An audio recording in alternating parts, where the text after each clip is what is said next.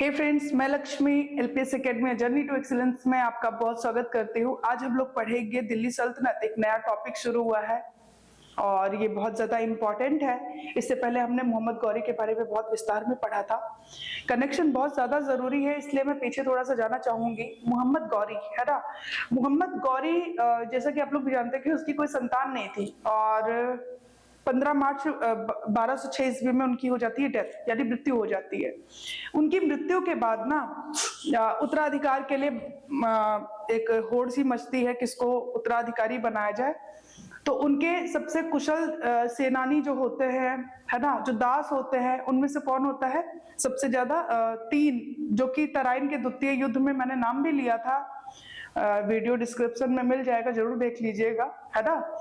तो जो तराइन के द्वितीय युद्ध में 3 लोग गए थे, कुबाचा, यालदौज और कुतुबुद्दीन, है ना। तो मेन हमें कुतुबुद्दीन के बारे में ही पढ़ना है ना, कुतुबुद्दीन ऐबक, ठीक है। तो इन तीनों को ही अलग अलग क्षेत्र बांट दिए गए, किसी को मुल्तान दिया गया, किसी को गजनी, है ना। लेकिन जो ये ऐबक है ना, ऐबक को कौन सा क्षेत्र मिला? उत्तरी प्रांत के अंतर्गत जो क्षेत्र आते थे वो ऐबक को मिल गए, जिसमें लखनऊ आता था, बनारस आता था, बिहार आता था, है ना। तो ये सारे क्षेत्र इसके अंडर में आने लगे, ठीक है।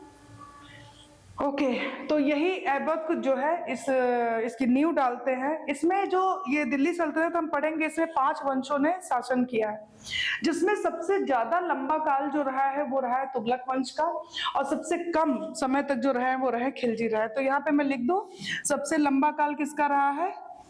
सबसे लंबा काल किसका रहा है? तुगलक का।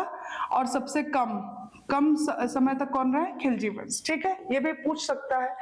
तो ये जो 5 वंश है, मामलुक, गुलाम, मामलुक और गुलाम। मामलुक मतलब क्या होता है? जैसा थोड़ा सा इतिहासकार के बारे में मैं बताऊंगी। इतिहासकार हबी उल्लाह, इन्होंने गुलाम वंश के सुल्तानों को मामलुक कहा है, ठीक है। गुलाम वंश के सुल्तानों को क्या बोला है? मामलुक कहा है, यानी कि स्वतंत्र माता पिता से उत्पन्न गुलाम या दास, ठीक है। अजीज मिर्जा ने आरंभिक तुर्क कहा है गुलाम वंश के सुल्तानों को, ठीक है, आरंभिक तुर्क कहा है। तो ये जानना चाहिए, क्वेश्चंस आते हैं यहां से। ओके, तो थोड़ा सा इसके बारे में देखते हैं। दिल्ली सल्तनत 1206 से लेके 1526। 15 मार्च 1206 ईस्वी में किसकी? गोरी की हो जाती है मृत्यु, है ना। और उसके जो 3 दास होते हैं, जैसा कि बताया मैंने, कौन कौन? यलदौज, कुबाचा और ऐबक। इन दोनों को ही अलग अलग क्षेत्र दिए जाते हैं। इसको मिलता है उत्तरी प्रांत के अंतर्गत जो आते हैं क्षेत्र, वो मिलते हैं। और इसी ने नींव डाली, जिसमें से गुलाम वंश की नींव डालता है। मतलब दिल्ली सल्तनत के अंतर्गत पहला जो वंश आएगा मामलुक या गुलाम वंश आएगा। 1206 से लेके 1290 तक ये वंश रहता है। जो गुलाम वंश है, इसके अंतर्गत कौन कौन आते हैं? कुतुबी वंश, शमशी वंश, बलबनी वंश। कुतुबी वंश की नींव कौन डाला है? कुतुबुद्दीन ऐबक। शमसी वंश इल्तुतमिश, और बलबनी वंश बलबन, ठीक है, समझ में आया। फिर खिलजी वंश की बात करें 1290 से 1320। तुगलक वंश की बात करें 1320 से लेकर 1414। सैयद वंश की बात करें 1414 से लेकर 1450। और लोधी वंश की बात करें 1450 से 1526 1526 ईस्वी। ये बहुत इंपॉर्टेंट है, ठीक है। ऐबक की बात, ऐबक के बारे में हमें पढ़ना है। कुतुबुद्दीन जो ऐबक था ना, वो कला को बहुत ज्यादा, मतलब कला को संरक्षण देता था बहुत ज्यादा। तो जो कला के क्षेत्र में जो विद्वान होते थे, तो जो विद्वान थे उनका नाम था हसन निजामी। ताजुल मासीर उन्होंने लिखी है, ताजुल मासीर लिखी है। और फक्र ए मुदब्बिर, ये भी दरबारी थे इनके। अदाल उल हर्ब व अल सुजाता इन्होंने लिखी है, ठीक है। तो इनको संरक्षण प्राप्त था, हसन निजामी और फक्र मुदब्बिरीन का नाम जरूर जानिए, इंपॉर्टेंट है, ठीक है। ओके, अब देखिए ध्यान से, कुतुबुद्दीन ऐबक की बात करें 1206 से लेकर 1210, मात्र 4 साल ये रहते हैं, मात्र 4 साल ही इनका कार्यकाल है। उपाधियां इनकी है लाख बख्श, लाखों का दान देने वाला, कुरान बख्श, कुरान गा कर, मतलब बहुत ही सुरीली आवाज में ये गाते थे, और हजरत आला और हातिम ताई, ठीक है। नेकी कर दरिया में डाल, जन्म इनका तुर्किस्तान में हुआ था और तुर्क जनजाति के थे। 1206 में इनका लाहौर में राज्याभिषेक। और ऐबक तुर्की शब्द का, अच्छा ऐबक जो इसका नाम के आगे ऐबक लिखा हुआ है उसका तुर्की शब्द में अर्थ होता है चंद्रमा का देवता। क्या होता है? चंद्रमा का देवता। इसका जन्म हुआ ये जब थोड़ा सा बड़ा हुआ ना तो ये अपने परिवार से हो गया था दूर, यानी बिछड़ गया था, है ना। इसे एक व्यापारी द्वारा निशापुर बाजार में ले जाया गया और उस बाजार में क्या हुआ कि जहां उस बाजार में एक काजी, नाम था उनका फखरुद्दीन अब्दुल अजीज कुकी। क्या नाम था? फखरुद्दीन अब्दुल अजीज कुकी, जो इमाम अबू हनीफा के वंशज के थे। ये इंपॉर्टेंट नहीं है बट काजी फखरुद्दीन अब्दुल अजीज जो थे उन्होंने क्या किया था? ऐबक को खरीदा था।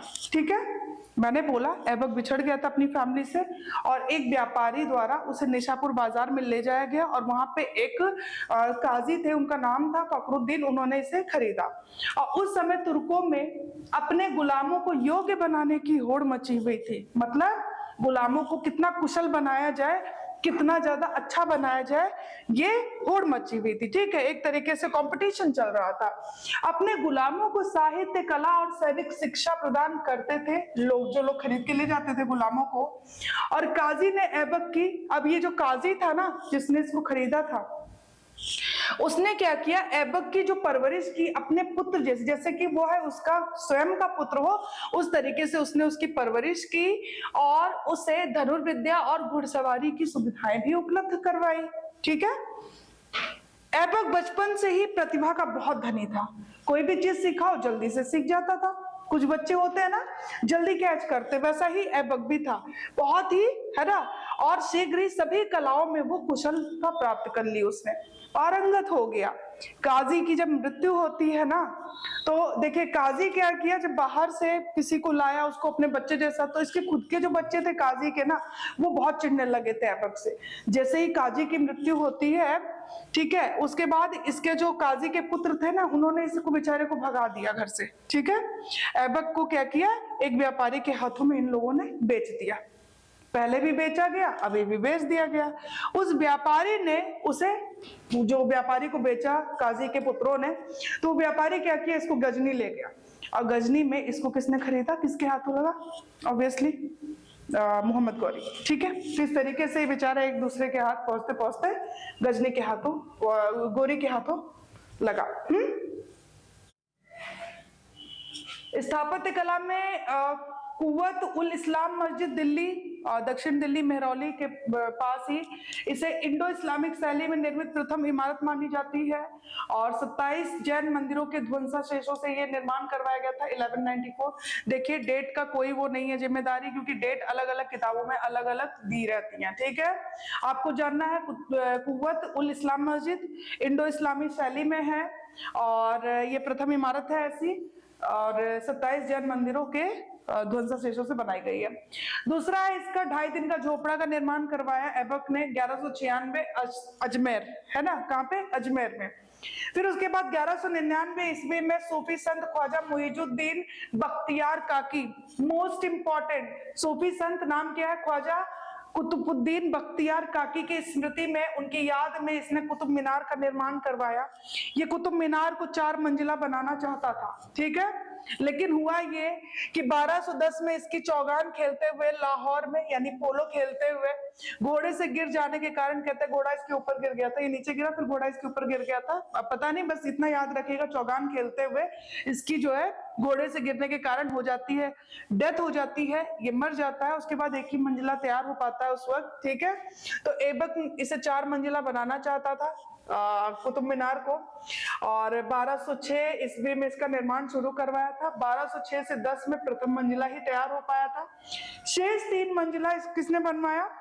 आप आगे पढ़ोगे अभी, इल्तुतमिश, जो कि इसका गुलाम और दामाद दोनों था। ठीक है, इस वक्त ये क्या है? बदायूं का इक्तादार है इल्तुतमिश। ठीक है, फिरोज शाह तुगलक, इसने भी हाथ लगाया इस पे। एक्चुअल में जब फिरोज शाह तुगलक का काल था ना, तो उस समय इसकी जो 4था मंजिला है उस वक्त यहाँ तक था ये। ठीक है, इस पर हो गया, बिजली गिर गई थी। क्या गिर गई थी? बिजली। तो ये ध्वंस मतलब ये क्षतिग्रस्त हो गया था, तो इसने 2 और एक्स्ट्रा बनवा दिया, यानी कि अब कितना हो गया? ये दोनों किसने बनवाया?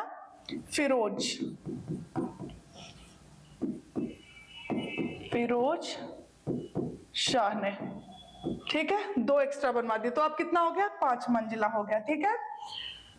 ओके, सिकंदर लोधी ने भी इसका मरम्मत करवाया था। ये 3 मीटर ऊपर से है और नीचे से 15 मीटर चौड़ाई है, 375 सीढ़ियां और 71.4 मतलब 71.4 मीटर इसकी लंबाई है, ठीक है। तो ये कहाँ पे है? महरौली, दिल्ली, है ना।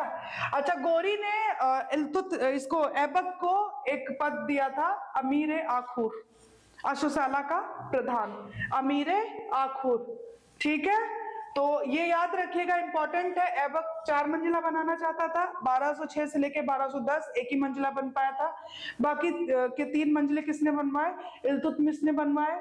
फिर उसके बाद तुगलक के काल में क्या हुआ कि चौथा मंजिला पे क्या हुआ? बिजली गिरी और वो क्षतिग्रस्त हो गया, उसने 2 एक्स्ट्रा बनवा दिए, मतलब कि चौथा तो बनवाया, एक और बनवा दिया। अब कुतुब मीनार 5 मंजिला हो गया। और लोधी के काल में भी इस पे मरम्मत हुई थी, किसने करवाया था? सिकंदर शाह लोधी ने करवाया था, ठीक है। तो ये इतना याद रखिएगा, ओके। तो हमने आज कुतुबुद्दीन ऐबक के बारे में पढ़ लिया, जिसका काल क्या है?